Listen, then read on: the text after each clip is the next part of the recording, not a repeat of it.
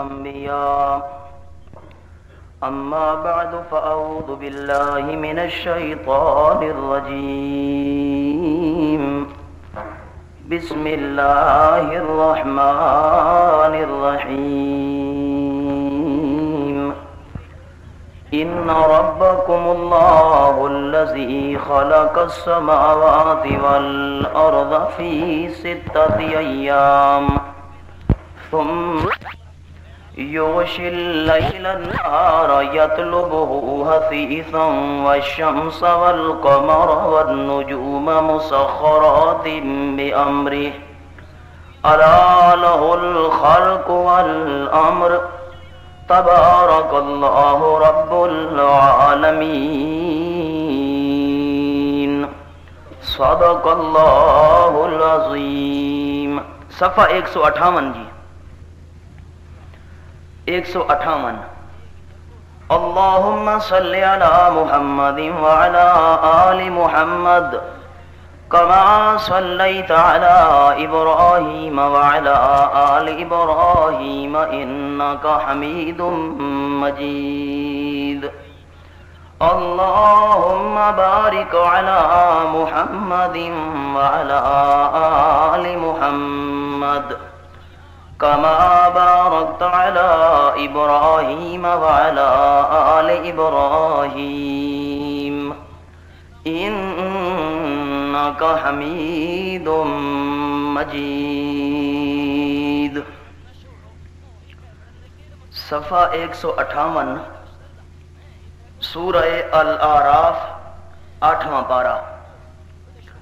قابل صد احترام سامعین بزرگوں اور بھائیوں، قرآن مجید کے اندر 4 مسئلے اللہ پاک نے بیان فرمائے ہیں. نمبر 1 توحید، نمبر 2 رسالت، نمبر 3 صداقت قرآن، نمبر 4 قیامت. سارے قرآن مجید کا خلاصہ یہ 4 مسئلے: توحید، رسالت، صداقت قرآن اور قیامت. اور ان 4 مسئلوں کے ساتھ مزید معاون 4 مسئلے اللہ کریم نے قرآن مجید میں بیان فرمائے ہیں. نمبر 1 جہاد. اور جہاد یہ نام ہے جانی قربانی کا. جہاد اس وقت تک ممکن نہیں، جانی قربانی اس وقت تک ممکن نہیں جب مالی قربانی نہ ہو. اگر مال خرچ کرنے کی عادت ہوگی تو انسان جان بھی قربان کر سکے گا. تو جہاد کے ساتھ دوسرا مسئلہ اللہ نے ذکر کیا ہے انفاق فی سبیل اللہ، اللہ کے راستے میں مال خرچ کرنا. نمبر 1 جہاد، نمبر 2 انفاق. اور جہاد اور انفاق سوال ہی پیدا نہیں ہوتا کہ ہو سکیں جب تک تنظیم موجود نہ ہو. تو قرآن مجید کے اندر اللہ نے تیسرا مسئلہ تنظیم کا بیان کیا. اگر تنظیم ہوگی انفاق بھی کر سکو گے، اگر تنظیم ہوگی جہاد بھی کر سکو گے. لیکن تنظیم برقرار اس وقت رہ سکتی ہے جب تک آداب موجود ہوں. اگر آداب موجود نہیں ہیں تو تنظیم برقرار نہیں رہ سکتی. تو چوتھا مسئلہ اللہ نے تنظیم کو بچانے کے لیے آداب کا ذکر کیا. قرآن مجید کے اندر مختلف مقامات پر آداب کا تذکرہ کیا گیا ہے.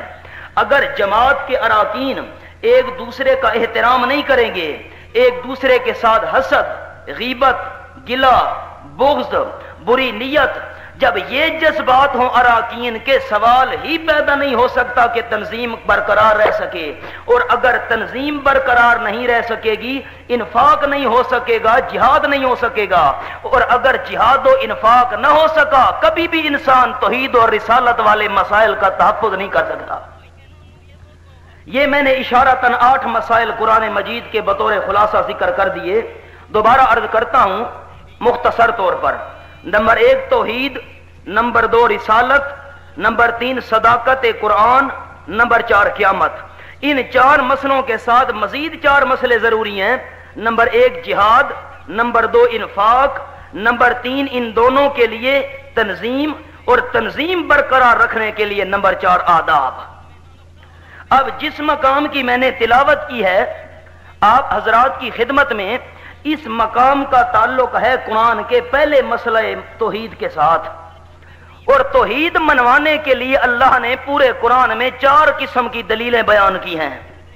اگر یہ اصول انسان کے ذہن میں ہوں تو سوال ہی پیدا نہیں ہوتا کہ کلام الہی سمجھ نہ آ سکے، اصول ذہن میں ہونے چاہیے۔ 4 قسم کے دلائل اللہ نے توحید کو منوانے کے لیے پورے قرآن میں ذکر کیے، 5ویں دلیل کوئی نہیں۔ نمبر 1 دلیل عقلی، اللہ ایسی دلیل پیش کرے گا دعوی توحید منوانے کے لیے جس کا تعلق انسان کے عقل کے ساتھ ہو، عقل بھی مانے گا کہ واقعی یہ کام اللہ کے بغیر کوئی نہیں کر سکتا۔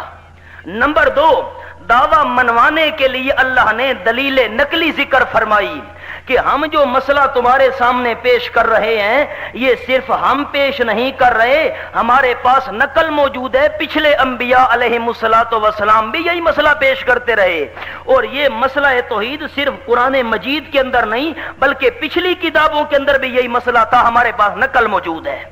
نمبر 1 دلیل عقلی، نمبر 2 دلیل نقلی، اور تیسری دلیل دعویٰ منوانے کے لیے دلیل وحی، یعنی میں جو مسئلہ توحید بیان کر رہا ہوں امام الانبیاء والمرسلین اعلان فرماتے ہیں یہ مسئلہ میں اپنی طرف سے بیان نہیں کر رہا بلکہ اللہ کریم وحی کر رہا ہے، اللہ کے وحی کی تعمیل کرتے ہوئے تمہارے سامنے بیان کر رہا ہوں۔ اور نمبر 4 مسئلہ توحید منوانے کے لیے اللہ نے قسموں کو بیان کیا، فرمایا نہیں مانتے میں قسم اٹھاتا ہوں، والتین والزیتون، نہیں مانتے، والعصر نہیں مانتے، لا اقسم بہذا البلد، بڑی بڑی قسمیں اللہ کریم نے قرآن مجید میں اٹھائی ہیں تاکہ مسئلہ توحید انسانوں کے ذہن کے اندر راسخ ہو جائے۔ خلاصہ نمبر 1 توحید منوانے کے لیے دلیل عقلی، نمبر 2 دلیل نقلی، نمبر 3 دلیل وحی، نمبر 4 قسم۔ یہ جو مقام ہے اس میں قرآن مجید کے پہلے مسئلوں میں سے پہلا مسئلہ ہے توحید، اور اس توحید کو منوانے کے لیے دلائل عقلیہ کا بیان ہے۔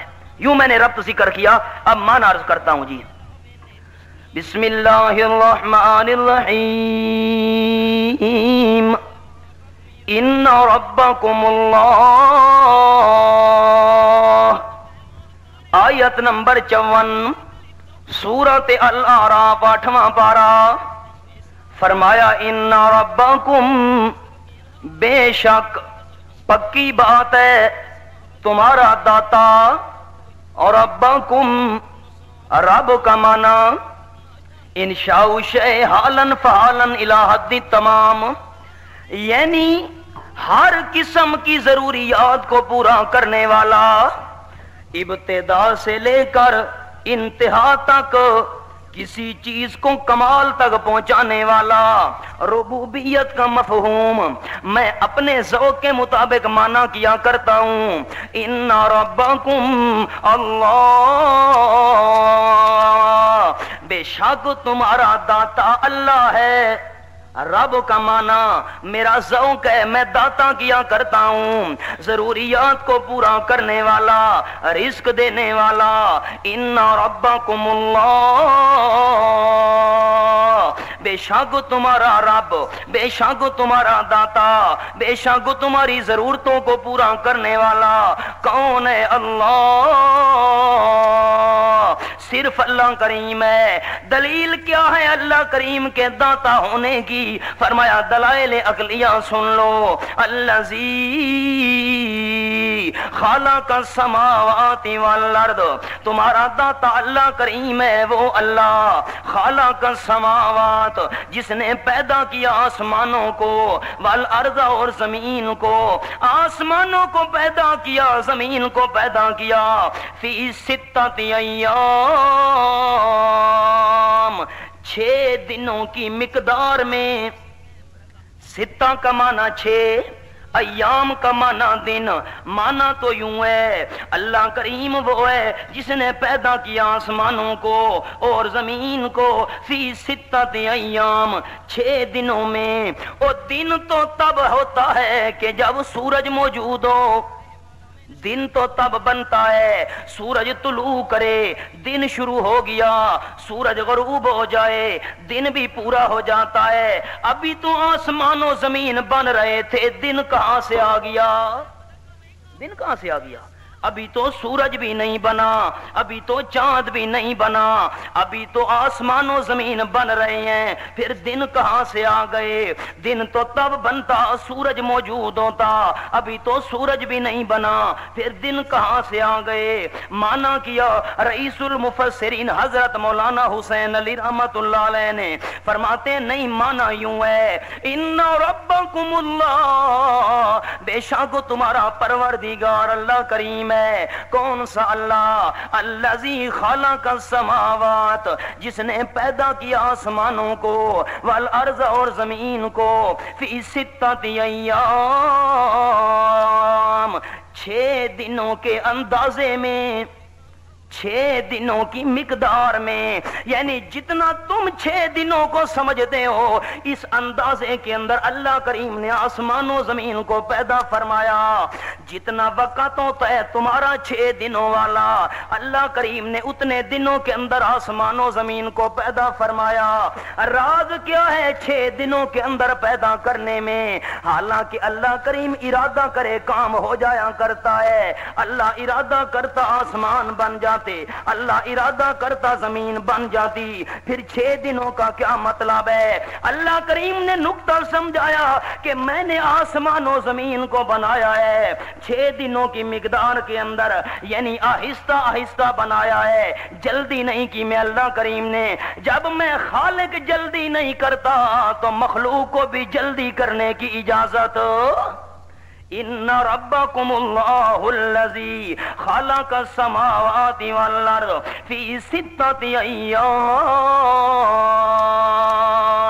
قرآن مجید کا انداز ذرا ملاحظہ کیجئے گا، قرآن مجید کے اندر جہاں بھی آسمان و زمین کا ذکر آتا ہے، اللہ فرماتے ہیں السماوات،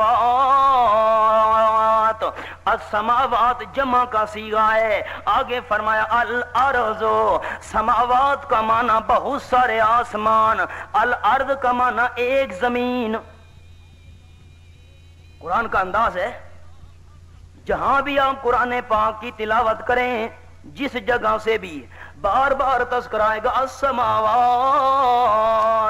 سماوات کا معنی بہت سارے آسمان، اور ساتھ آئے گا الارض، ارض کا معنی ایک زمین۔ حالانکہ آسمان بھی ساتھ ہیں، زمینیں بھی ساتھ ہیں، لیکن اللہ کریم نے قرآن پاک کے اندر آسمانوں کے لیے جمع کا صیغہ استعمال کیا، لیکن زمین کے لیے واحد کا صیغہ استعمال کیا، ایک زمین، ایک زمین، ایک زمین، حالانکہ زمینیں بھی ساتھ ہیں۔ مفسرین نے یہاں پر اشارہ اور نقطہ لکھا ہے کہ آسمانوں کی تحقیق کرنا ممکن نہیں۔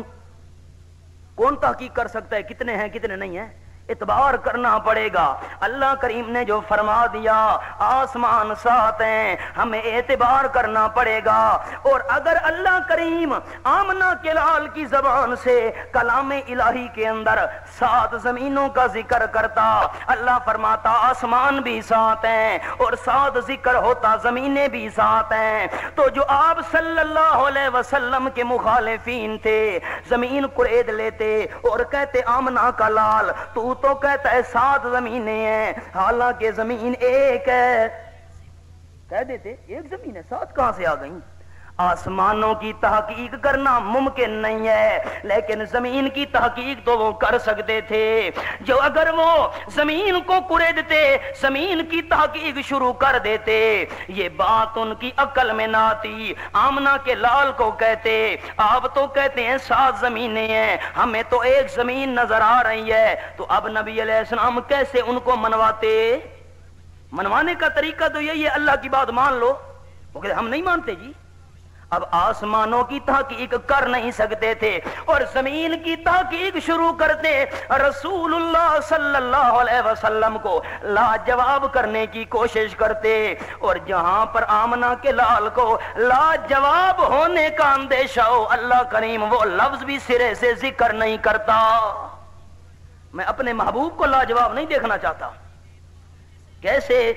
سورۃ طلاق دیکھیے 28واں پارہ، سورۃ الطلاق 28واں پارہ، یہ صفحہ ہے جی 560، صفحہ 560، 28واں پارہ، سورۃ طلاق آخری آیات اللہ الذی خلق سبع سماوات ومن الارض مثلہن یتنزل الامر بینہن لتعلموا ان اللہ علی کل شیء قدیر وان اللہ قد احاط بکل شیء علما۔ صفحہ 560 آخری آیت سورۃ الطلاق، فرمایا اللہ الذی، اللہ کریم وہ ہے، خالق جس نے پیدا کیے، سبع سماوات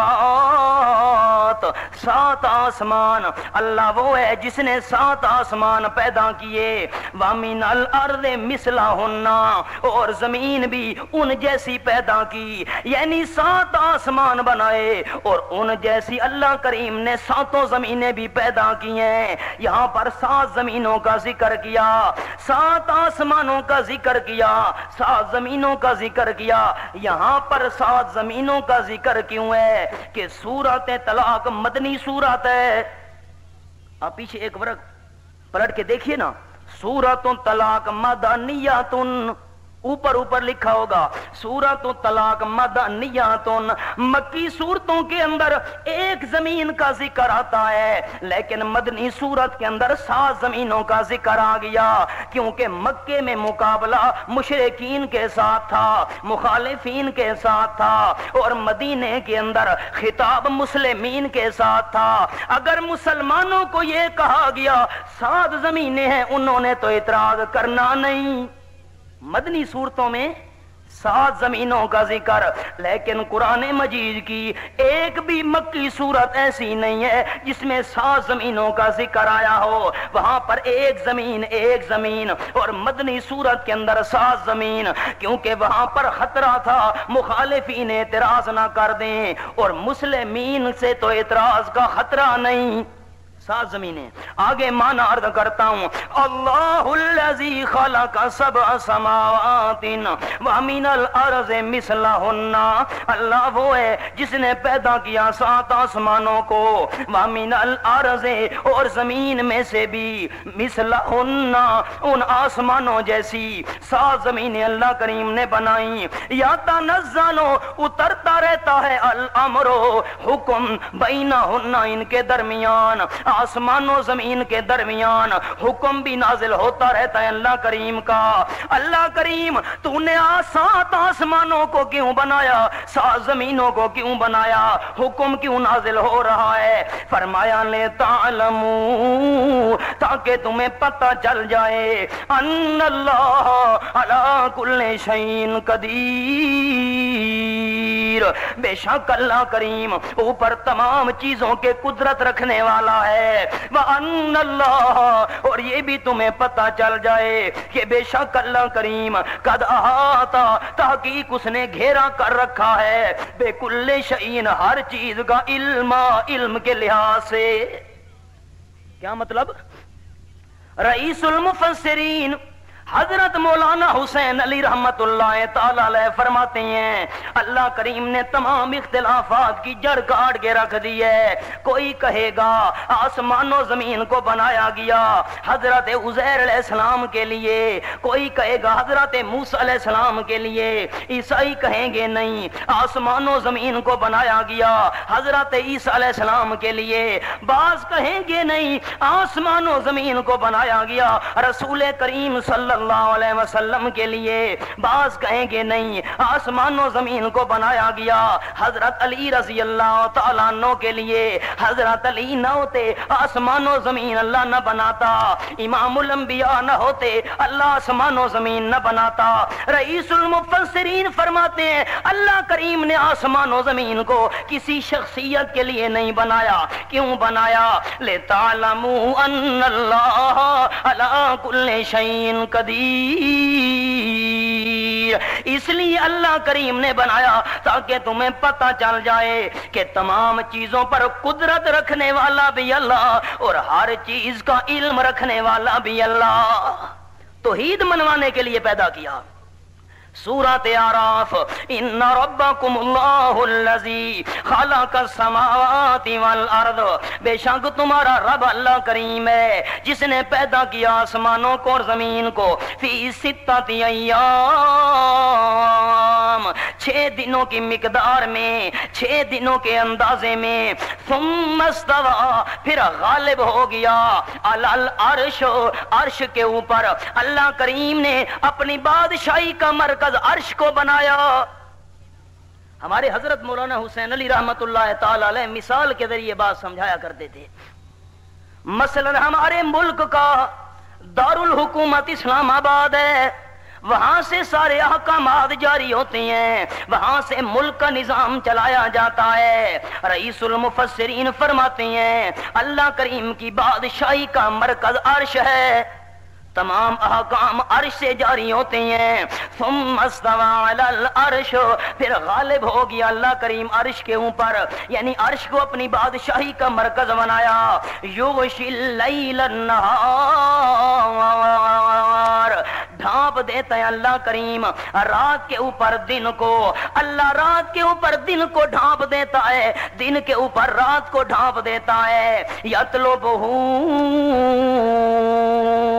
تلاش کرتا ہے اس کو، طلب کرتا ہے اس کو، حسیساً، جلدی جلدی، رات جا رہی ہے، دن جلدی جلدی پیچھے آ رہا ہے، دن جا رہا ہے، رات جلدی جلدی پیچھے آ رہی ہے۔ معنی عرض کرنے کے بعد دلیل کو فٹ کروں گا۔ فرمایا والشمس والقمر والنجوم،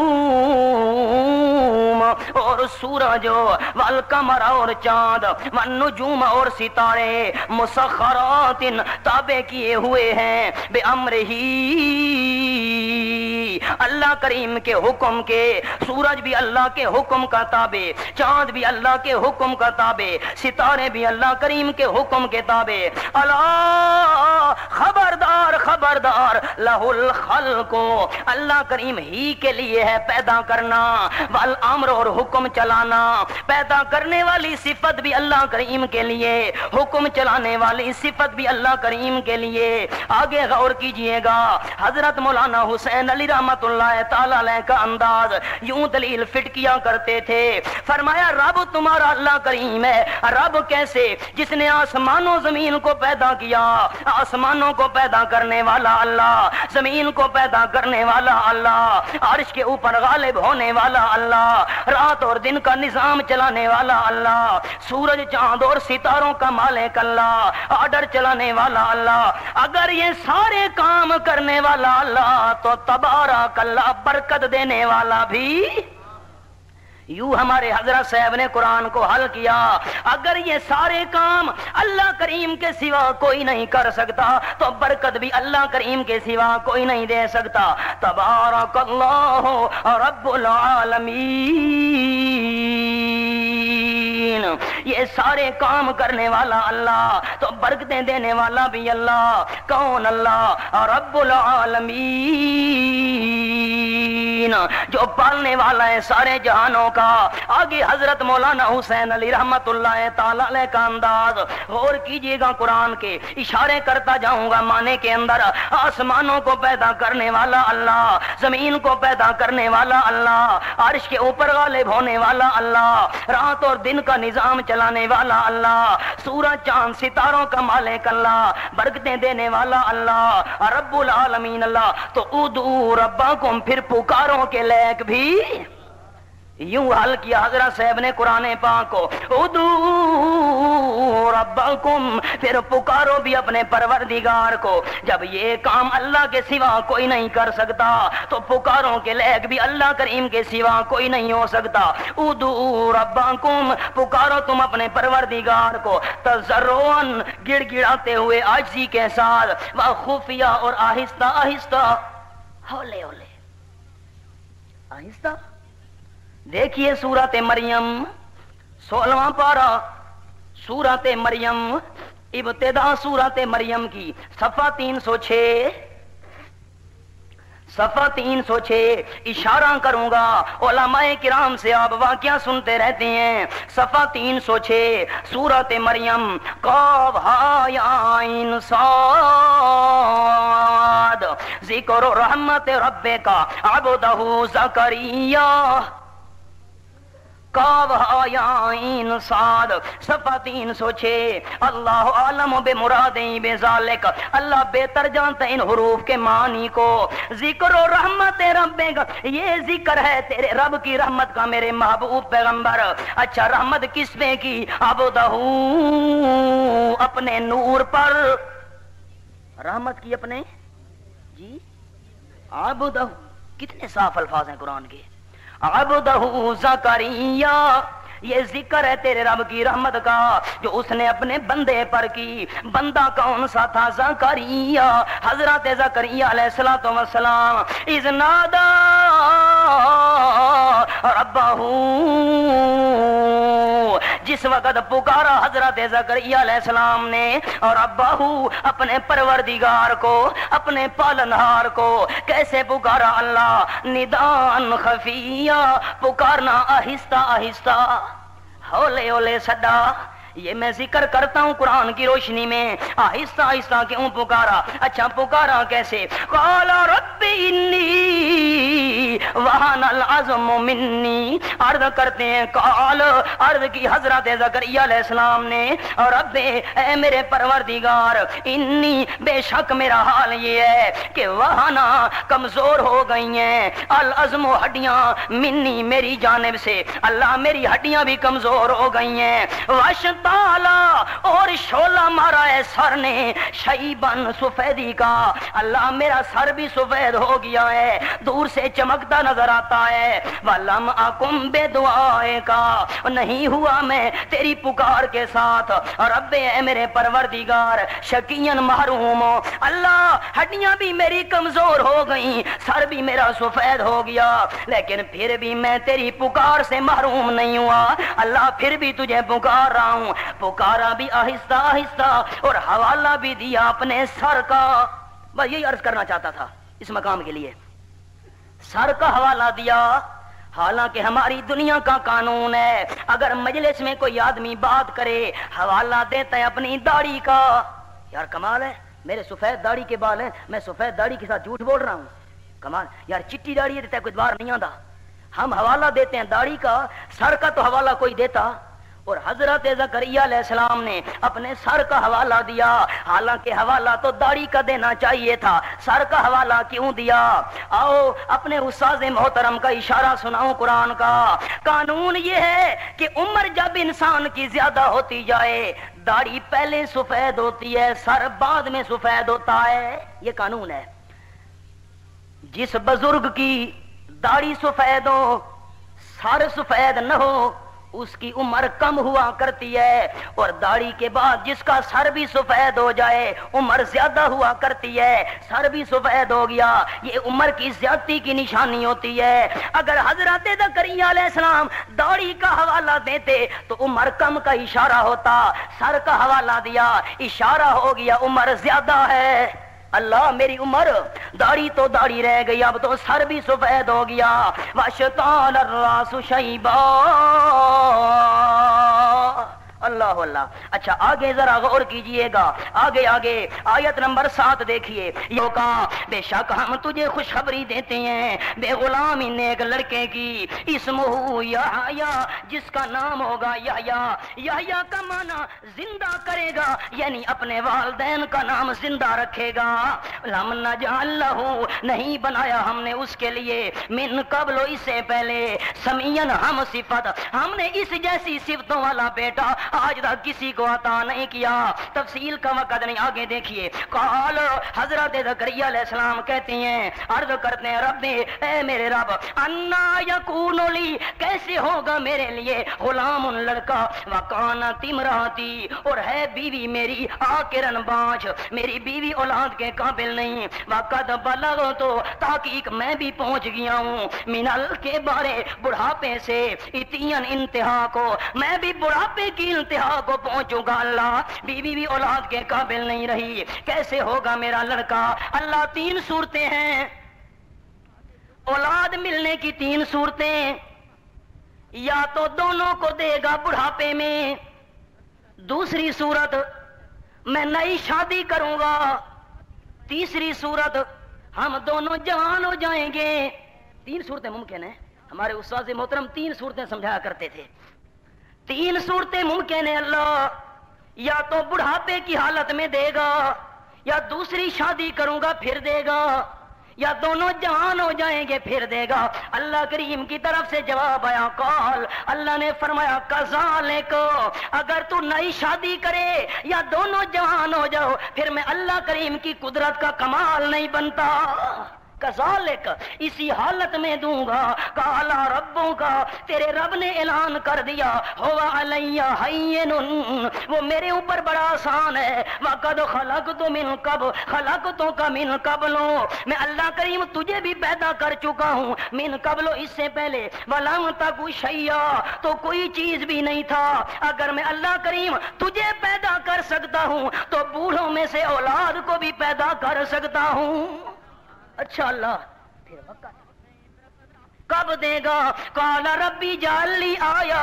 حضرت زکریا علیہ السلام عرض کرتے ہیں اے میرے رب اجعل, مقرر فرما لی میرے لیے, آیتن, کوئی نشانی. وقت تو بتا اللہ, نشانی تو کب دے گا؟ قال, اللہ کریم کی طرف سے جواب آیا آیتوں کا, تیری نشانی یہ میرے پیارے پیغمبر, اللہ تو کلم الناس, کہ نہیں کلام کر سکے گا تو لوگوں کے ساتھ بات چیت نہیں کر سکے گا.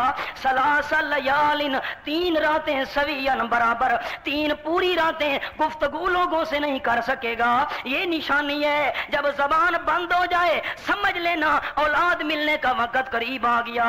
اللہ فرماتے ہیں فخرج, پس نکلے حضرت زکریا علیہ السلام علی قومہ, اپنی قوم کے اوپر, قوم کے سامنے نکلے. من المحراب, محراب میں سے. بس یہی لفظ, اس کا معنی عرض کر کے اپنے مقام پہ آتا ہوں. محراب میں سے نکلے. کبھی آپ نے سوچا ہے کہ محراب کو محراب کیوں کہتے ہیں؟ ہاں میرے کو سنو یعنی نا, یہ میں اپنے جمعے بیان کرتا ہوں. محراب یہ محربت سے ہے.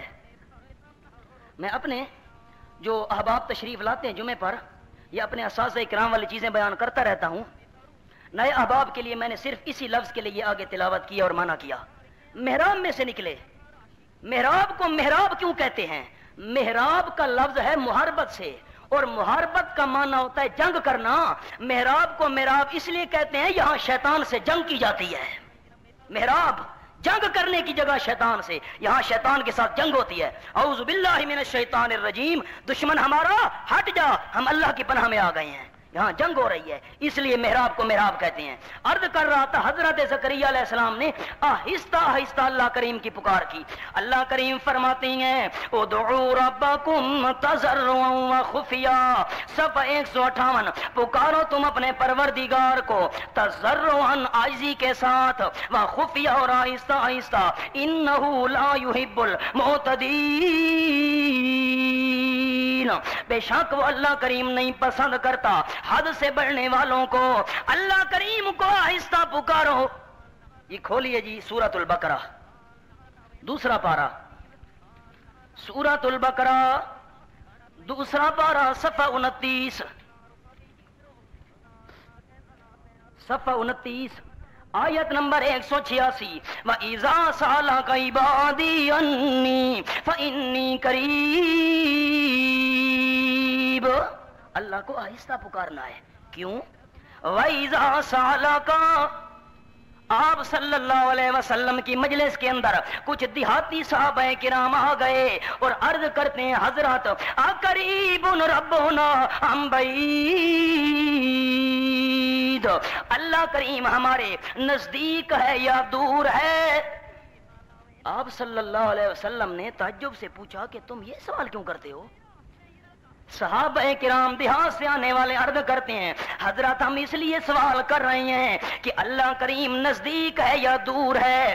اگر دور ہے تو ہم زور زور سے پکاریں گے, کیونکہ ہماری دنیا کا قانون ہے جو دور ہو زور سے آواز دی جاتی ہے, اور جو قریب ہو آہستہ آواز دی جاتی ہے. اللہ قریب ہے تو آہستہ آہستہ پکاریں گے.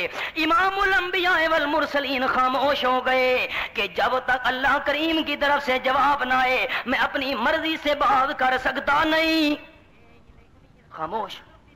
فوراً آیا جبریل، یہ آیت مبارکہ لے کے آیا۔ اللہ کریم فرماتے ہیں وَإِذَا سَأَلَكَ، اور جب سوال کریں تجھ سے میرے محبوب، عبادی میرے بندے، انی میرے بارے میں سوال کریں میرے محبوب، تو جواب دیں فَإِنِّي قریب۔ اچھا یہ جو صفحہ 29 ہے نا، یہاں پر ہاتھ رکھیے گا، میں ایک اور مقام قرآن کا آپ کو دکھاؤں۔ آگے آ جائیں جی، یہ صفحہ دیکھیے 34، صفحہ 34، 29 صفحے پر ہاتھ رکھنا ہے، ابھی باقی ہے یہ مقام۔ صفحہ 34 دیکھیے جی، وہ آخری 3 سطریں، یسألونک ماذا ينفقون، آخری 3 سطریں، 34 صفحہ، یسألونک، تجھ سے سوال کرتے ہیں میرے محبوب، ماذا ينفقون، کہ کیا خرچ کریں۔ یہ حضرت کیا خرچ کرنا ہے ہم نے اللہ کے راستے میں، آپ فرما دیجئے۔ تجھ سے سوال کرتے ہیں میرے پیغمبر، ماذا ينفقون، کیا خرچ کریں۔ کل میرے پیغمبر جواب دے، ما انفقتم من خیر، جو بھی خرچ کرو تم مال میں سے، فللوالدین، والدین کو دو، والاقربین، قریبیوں کو دو، یتیموں کو دو، مسکینوں کو دو، وابن السبیل، مسافروں کو دو۔ یعنی سوال کیا گیا، اللہ فرماتے ہیں کل۔ اچھا اگلے صفحے پر آ جائیے، یہ 35 صفحہ، تیسری سطر، یسألونک عن الشہر الحرام، اگلے صفحے پر 35 صفحہ، تیسری سطر، یسألونک عن الشہر الحرام، سوال کرتے ہیں تجھ سے میرے محبوب عزت والے مہینوں کے بارے میں، قتال فیہ، ان میں لڑائی کرنا کیسا ہے۔ 4 مہینے جو عزت والے ہیں ان میں لڑائی کرنے کی اجازت ہے کہ نہیں ہے، یہ سوال کرتے ہیں کل۔ میرے پیغمبر تو جواب دے، یہاں پر بھی کل آ گیا۔ اچھا آگے دیکھیے، آخری 4 سطریں اسی صفحے کی، یسألونک عن الخمر والمیسر، آخری 4 سطریں، یسألونک، میرے پیغمبر سوال کرتے ہیں تجھ سے، عن الخمر، شراب کے بارے میں، والمیسر، جوئے کے بارے میں، کہ شراب اور جوئے کے بارے میں کیا مسئلہ ہے، سوال کرتے ہیں کل، یہاں بھی کل۔ اچھا یہ آخری 2 سطریں اسی صفحے کی، یسألونک ماذا ينفقون، سوال کرتے ہیں تجھ سے میرا پیغمبر، ماذا ينفقون، کیا خرچ کریں، کل، یہاں پر بھی کل۔ اچھا اگلے صفحے پر آ جائیے، صفحہ 36، صفحہ 36، پہلی سطر، وَيَسْأَلُونَكَ عَنِ الْيَتَامَى، یتیموں کے بارے میں سوال کرتے ہیں میرے پیغمبر کل۔ جہاں بھی قرآن مجید میں سوال کا ذکر آتا ہے کہ آپ صلی اللہ علیہ وسلم سے سوال کیا گیا، اللہ فرماتے ہیں کل کل کل کل۔ لیکن 29 صفحہ 29، وَإِذَا سَأَلَكَ عِبَادِي، جس وقت سوال کرے میرے پیغمبر تجھ سے، عبادی میرے بندے، انی میرے بارے میں سوال کرے میرا پیغمبر، فَإِنِّي قریب، یہاں پر کل کوئی نہیں، سوال ہے لیکن کل۔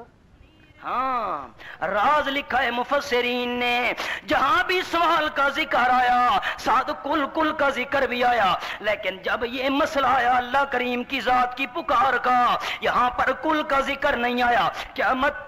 کیا مطلب ہے؟ اللہ کریم فرماتے ہیں میرے پیغمبر، وَإِذَا سَأَلَكَ عِبَادِي، جس وقت سوال کریں تجھ سے میرے بندے، انی میرے بارے میں، اتنا جلدی جواب دے میرا پیغمبر کہ کل والا وقفہ بھی نہیں آنا چاہیے۔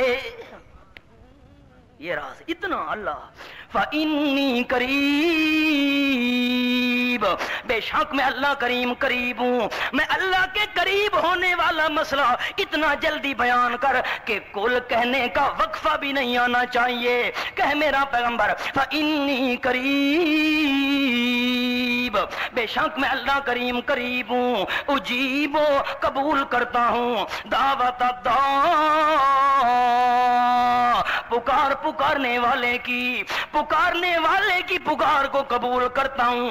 آگے قرآن پاک کے الفاظ قابل غور، اذا دعان، جس وقت بھی مجھے پکارے، اللہ نے وقت کی قید نہیں لگائی، کب پکارے اور کب نہ پکارے، اذا دان، جس وقت بھی مجھے پکارے۔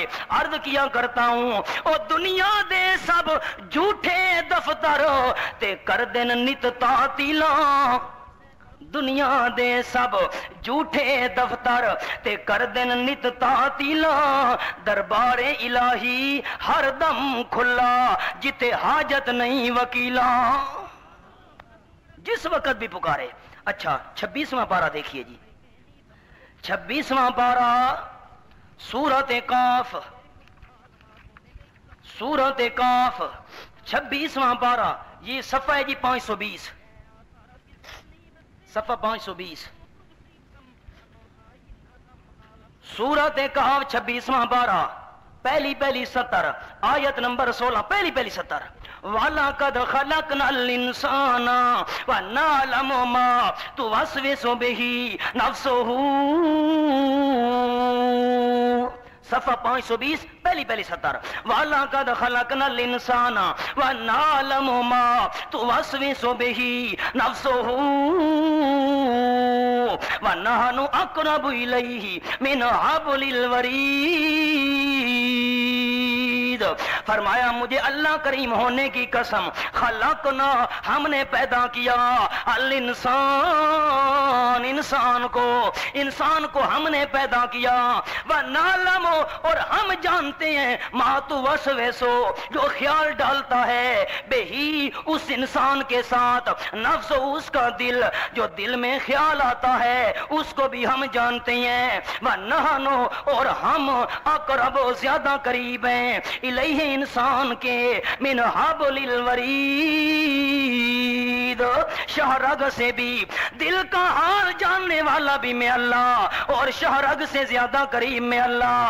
جب ہم مسئلہ توحید بیان کریں، اشاعت توحید و سنہ والے مسئلہ توحید بیان کریں تو کہیں جی بات تو تمہاری ٹھیک ہے، لیکن کوٹھے پر، چھت پر بغیر سیڑھی کے تو کوئی چڑھ سکتا؟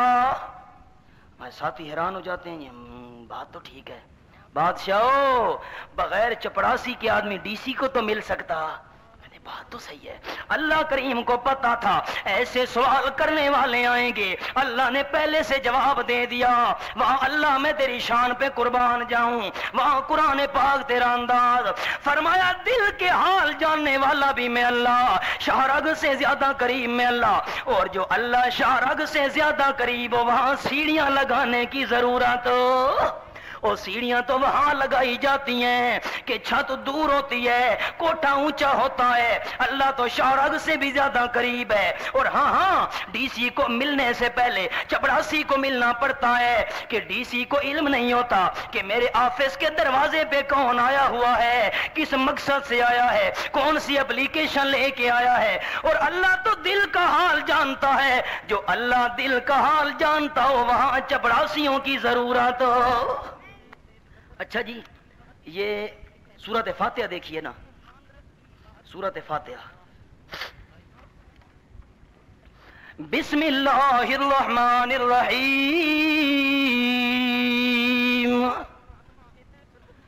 بسم اللہ الرحمن الرحیم، الحمدللہ رب العالمین، الرحمن۔ میں ایک جگہ واز کر کے جب مسجد سے نکلنے لگا تو ایک بھائی نے پوچھا کہ مول صاحب ایک منٹ، میرا ایک سوال ہے۔ میں نے کہا جی حکم کرو۔ یہ جی جب آدمی دعا کرے تو واسطہ وسیلہ پیش کرنا چاہیے؟ ہمارا تو خیال یہ ہے کہ بغیر واسطے اور وسیلے کے اللہ قبول نہیں کرتا، نہیں سنتا۔ تو آپ مجھے مسئلہ سمجھائیں۔ میں نے کہا بسم اللہ پڑھ، اس نے بسم اللہ پڑھی، بسم اللہ الرحمن الرحیم، شروع کرتا ہوں اللہ کے نام سے جو بڑا مہربان، اور بڑا مہربان وہ ہوتا ہے جو بغیر واسطے اور وسیلے کے قبول کرے، جو واسطے اور وسیلے کے ساتھ قبول کرے وہ بڑا مہربان ہو سکتا۔ اگر آدمی یہ کہے کہ بغیر واسطے اور وسیلے کے اللہ میری دعا قبول نہیں کرے گا، پھر بسم اللہ الرحمن الرحیم کا انکار ہے۔ بسم اللہ کا انکار ہے. قرآن میں پڑھا, آگے سورۃ فاتحہ میں بھی الفاظ آئے الرحمن الرحیم, یہاں بھی یہی الفاظ. ٹھیک ہے جی, مان لیا ہم نے کہ اللہ شارگ سے بھی زیادہ قریب, چپڑاسیوں کی بھی ضرورت نہیں ہے, لیکن یہ بھی تو بات ہے نا جی, اللہ گناہگاروں کی تو نہیں سنتا, ہم تو گناہگار ہیں. پھر اس کا بھی اللہ کریم نے جواب دیا. کھولیے نا جی 24واں پارہ, 24واں پارہ. اللہ اللہ, یہ جی صفحہ ہے 465 صفحہ, سورۃ زمر 24واں پارہ, صفحہ 465, آیت نمبر 53. قل یا عبادی الذین اسرفوا علی انفسہم لا تقنطوا من رحمت اللہ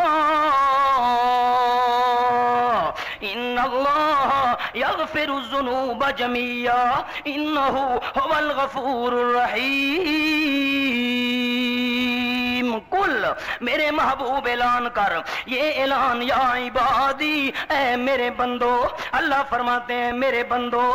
کون سے بندے؟ اللہ الذین, وہ بندے, اسرفو, جنہوں نے زیادتی کی ہے, علی انفسہم, اپنی جانوں کے اوپر گناہ کر کر کے زیادتی کی ہے. لا تقنطوا, نہ مایوس ہو وہ, من رحمت اللہ, اللہ کریم کی رحمت سے. ان اللہ, بے شک اللہ کریم, یغفر الذنوب, معاف کر دے گا گناہوں کو. اللہ کتنے گناہ, ہم تو بڑے گناہگار ہیں, بڑی غلطیاں کی. اللہ فرمایا جمیعہ, سارے گناہوں کو اللہ کریم معاف کر دے گا. رسول کریم صلی اللہ علیہ وسلم فرماتے ہیں کہ کائنات کے اندر 2 قطرے ایسے ہیں جن پر اللہ کریم نے جہنم کی آگ حرام کر دی ہے. پہلا قطرہ شہید کے جسم سے شہادت کے بعد جاری ہونے والا خون کا قطرہ, اس پر بھی جہنم کی آگ حرام ہے. اور گناہگار کی آنکھ سے توبہ کے وقت بہنے والا آنسو کا قطرہ, اس پر بھی جہنم کی آگ حرام ہے. انہو هو الغفور الرحیم, بے شک وہ اللہ کریم بخشنے والا مہربان ہے. آپ قرآن مجید کا مطالعہ کریں, جہاں پر بھی غفور کا ذکر آئے گا ساتھ رحیم کا ذکر بھی آئے گا. قرآن کا انداز ہے. اس میں مفسرین کرام نے ایک راز لکھا ہے. مثال کے طور پر اگر میں کسی بھائی سے ناراض ہو گیا, اس نے کہا یار مہربانی کر, صلح کر لے, معاف کر دے مجھے. یا میرے اوپر کوئی ناراض ہو گیا, میں چلا گیا, یار مہربانی کر, معاف کر دے, میں چل کر آ گیا ہوں, معاف کر دیا کرتے ہیں لوگ, فراخ دلی سمجھی جاتی ہے. لیکن تجربہ ہے ہمارا, آپ بزرگوں کا بھی تجربہ ہوگا, اگر انسان دشمن کو معاف کر بھی دے, پہلے صلح تھی, دشمنی پیدا ہو گئی, دشمنی چلتی گئی, دوبارہ صلح ہو گئی. اب صلح ہو جانے کے بعد بھی انسان کا دل پہلے جیسا نہیں رہتا. صلح تو کر لیتا ہے, چلو سلام دعا تو ہو گئی ہے, لیکن دل والی کیفیت پہلی نہیں رہتی. انسان دور سے السلام علیکم جی, بس یہی ہوتا ہے, دل والی کیفیت پہلی نہیں رہتی. اللہ کریم فرماتے نہیں, الغفور, گناہگاروں کو معاف بھی میں اللہ کریم کر دیتا ہوں, اور الرحیم, کیفیت بھی بدل دیتا ہوں. پہلے تو گناہوں کی وجہ سے رحمت نہیں آ رہی تھی, اب معاف بھی کر دیا, رحیم رحمت کی بارش بھی برسانا شروع کر دی. اللہ الرحیم. اچھا, دلوں کا راز جاننے والا اللہ. یہاں پر میں اپنے ذوق کے مطابق ایک عرض کیا کرتا ہوں کہ دلوں کا حال جاننے والا اللہ, اگر میرا اللہ دلوں کا حال نہ جانتا ہوتا تو گونگوں کی کون سنتا. جو بول نہیں سکتے، جو زبان سے مانگ نہیں سکتے، جو زبان کے ساتھ آواز نہیں کر سکتے، یا اللہ نہیں کہہ سکتے زبان سے، فرمایا میں اللہ دلوں کا حال جانتا ہوں، اور دل کے ساتھ پکارنا تیرا کام ہے بندہ، اور دل کی صداؤں کو سن کر جھولیاں بھر دینا میں اللہ کریم کا کام ہے۔ ان کو شکوا ہے ہمارا مدعا ملتا نہیں، دینے والے کو گلا ہے کہ گدا ملتا نہیں، بے نیازی دیکھ کر بندے کی کہتا ہے کریم، دینے والا دے کسے دستے دعا ملتا نہیں۔ حضرت زکریا علیہ السلام نے ندان خفیہ اللہ کریم کو آہستہ آہستہ پکارا، جو شہرگ سے زیادہ قریب ہو زور سے پکارنے کی اجازت ہو۔ یہ سورۃ لقمان کا ایک مقام دیکھ لیجئے، 21واں پارہ سورۃ لقمان۔ اللہ اللہ، یہ جی صفحہ 412 ہے، صفحہ 412۔ اللہ اللہ، یہاں پر چیلنج کے انداز میں بات کی۔ صفحہ 412 آیت نمبر 10، آخری 3 سطریں۔ خالق السماوات بغیر عمد ترونها، اللہ کریم نے پیدا کیا آسمانوں کو بغیر آمدین، بغیر ستونوں کے، ترونہا تم دیکھتے ہو نہ آسمانوں کو، ستون موجود نہیں ہے، وَأَلْقَى فِي الْأَرْضِ اور رکھ دی اللہ کریم نے زمین میں، رواسی بوجھل بوجھل پہاڑ، ان تمیدا بکم تاکہ لے کر تم کو چلنا پڑے زمین، اگر بوجھل پہاڑ نہ ہوتے زمین حرکت شروع کر دیتی، وَبَثَّ فِيهَا اور پھیلا دی اللہ کریم نے، فیہا زمین کے اندر، من کل دابا ہر قسم کے جانور، ہر قسم کے جانور بھی پھیلا دیے، وانزلنا اور اتارا ہم نے، من السماء آسمان سے، مان پانی، فانبتنا فیہا پس اگائے ہم نے اس زمین کے اندر، من کل زوج کریم ہر قسم کے جوڑے، کریم عزت والے، اچھے اچھے عمدہ عمدے جوڑے ہم نے پیدا کر دیے پانی کے ذریعے۔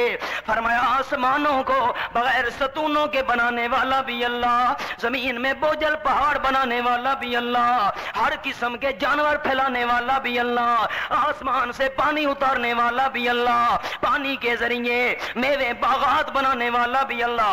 ھذا خلق اللہ، یہ پیدائش ہے اللہ کریم کی، یہ پیدا کرنا ہے اللہ کریم کا، یہ چیزیں اللہ کریم نے پیدا کی ہیں۔ فَأَرُونِي بس مجھے دکھاؤ تو صحیح، ماذا خلقا کیا پیدا کیا ہے، الذین ان لوگوں نے، من دونہ